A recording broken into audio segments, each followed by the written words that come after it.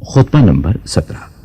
امیر المومنین حضرت علی علیہ السلام کا یہ خطبہ ان لوگوں کے بارے میں ہے جو امت کے فیصلے چکانے کے لیے مسند قضا پر بیٹھ جاتے ہیں، حالانکہ وہ اس کے اہل نہیں ہوتے۔ امیر المومنین علیہ السلام اپنے اس خطبے میں ارشاد فرماتے ہیں، تمام لوگوں میں سب سے زیادہ خدا کے نزدیک مبغوض دو شخص ہیں، ایک وہ جسے اللہ نے اس کے نفس کے حوالے کر دیا ہو، یعنی اس کی بدعمالیوں کی وجہ سے اپنی توفیق سلب کر لی، جس کے بعد وہ سیدھی راہ سے ہٹا ہوا بدعت کی باتوں پر فریفتہ اور گمراہی کی تبلیغ پر مٹا ہوا ہے۔ وہ اپنے ہوا خواہوں کے لیے فتنہ اور سابق لوگوں کی ہدایت سے برگشتہ ہے۔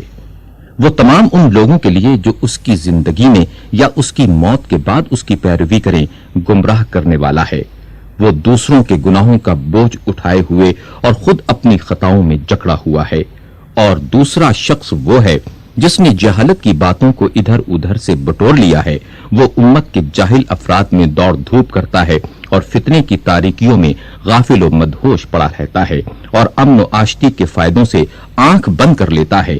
چند انسانی شکل و صورت سے ملتے جلتے ہوئے لوگوں نے اسے عالم کا لقب دے رکھا ہے، حالانکہ وہ عالم نہیں۔ وہ ایسی بے سود باتوں کو سمیٹنے کے لیے منہ اندھیرے نکل پڑتا ہے جن کا نہ ہونا ہونے سے بہتر ہے، یہاں تک کہ جب وہ اس گندے پانی سے سیراب ہو لیتا ہے اور لا یعنی باتوں کو جمع کر لیتا ہے تو لوگوں میں قاضی بن کر بیٹھ جاتا ہے اور دوسروں پر مشتبہ رہنے والے مسائل کے حل کرنے کا ذمہ لے لیتا ہے۔ اگر کوئی الجھا ہوا مسئلہ اس کے سامنے پیش ہوتا ہے تو اپنی رائے سے اس کے لیے بھرتی کی فرسودہ دلیلیں مہیا کر لیتا ہے اور پھر اس پر یقین بھی کر لیتا ہے۔ اس طرح وہ شبہات کے الجھاؤ میں پھنسا ہوا ہے، جس طرح لکڑی خود اپنے ہی جالے کے اندر۔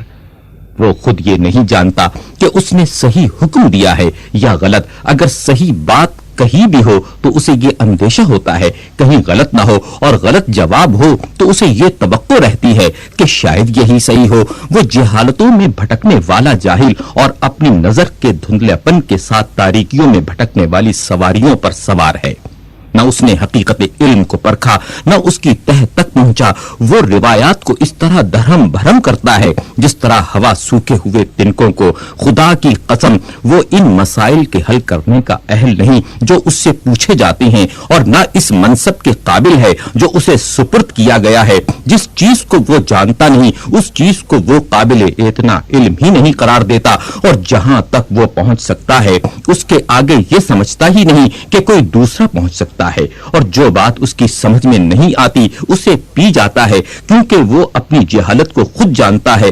نا حق بہائے ہوئے خون اس کے ناروا فیصلوں کی وجہ سے چیخ رہے ہیں، اور غیر مستحق افراد کو پہنچی ہوئی میراثیں چلا رہی ہیں۔ اللہ ہی سے شکوہ ہے ان لوگوں کا جو جہالت میں جیتے ہیں اور گمراہی میں مر جاتے ہیں۔ ان میں قرآن سے زیادہ کوئی بے قیمت چیز نہیں، جبکہ اسے اس طرح پیش کیا جائے جیسا پیش کرنے کا حق ہے، اور اس قرآن سے زیادہ ان میں کوئی مقبول اور قیمتی چیز نہیں اس وقت جبکہ اس کی آیتوں کا بے محل استعمال کیا جائے۔ ان کے نزدیک نیکی سے زیادہ کوئی برائی اور برائی سے زیادہ کوئی نیکی نہیں۔ علامہ مفتی جعفر حسین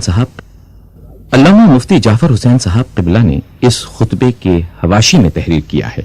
آپ لکھتے ہیں، امیر المومنین علیہ السلام نے دو قسم کے لوگوں کو اللہ کے نزدیک مبغوض اور بدترین خلائق قرار دیا ہے۔ ایک وہ جو سرے سے اصول عقائد ہی میں گمراہ ہوں اور گمراہی کی نشر و اشاعت میں لگے رہتے ہیں، اور دوسرے وہ جو قرآن و سنت کو پسے پشت ڈال کر اپنے قیاس و رائے سے احکام گھڑ لیتے ہیں اور اپنے مقلدین کا ایک حلقہ پیدا کر کے ان میں خود ساختہ شریعت کی ترویج کرتے رہتے ہیں۔ ایسے لوگوں کی گمراہی و کجروی صرف ان کی ذات تک محدود نہیں رہتی، بلکہ ان کی ضلالت کا بویا ہوا بیج برگوبار لاتا ہے اور ایک تناور شجر کی صورت اختیار کر کے گمراہوں کو ہمیشہ اپنے سائے میں پناہ دیتا رہتا ہے، اور یہ گمراہی بڑھتی ہی رہتی ہے۔ اور چونکہ اس گمراہی کے اصل بانی یہی لوگ ہوتے ہیں، اس لیے دوسروں کی گمراہی کا بوجھ بھی انہی کے سر لادا جائے گا۔ نہج البلاغہ۔